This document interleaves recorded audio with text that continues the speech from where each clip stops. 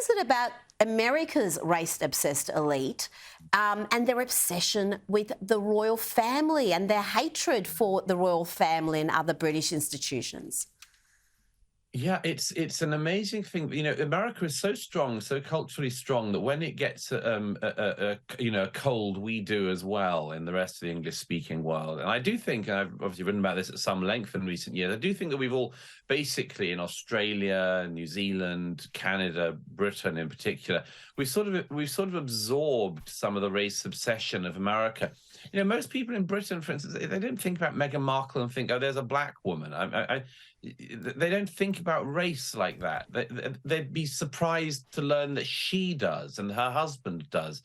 But as a result, this strange American race obsession has been inserted into not just Britain, but to the British royal family, to the extent now, as we saw the other day, that an innocent lady in waiting of the late Queen asks a lady who's dressed in African tribal dress and who's changed her name to an African name where she's from. And suddenly Meghan and Harry get this new wind behind them of, oh, we can prove that the royal family is racist. Here's another outrageous racist incident. They look for it everywhere. It's not there. It's just not there.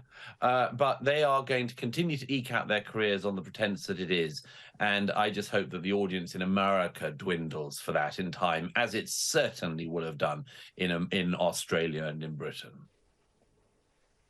Oh, absolutely. I think the only people buying their story are the left in America. And just quickly, on the race-obsessed elite, they seem to care so much about historic slavery, but we don't hear anything from them about modern slavery. You've written and talked about this a lot. There are millions of people in slavery right now. Indeed, more people are enslaved right now than any time in human history.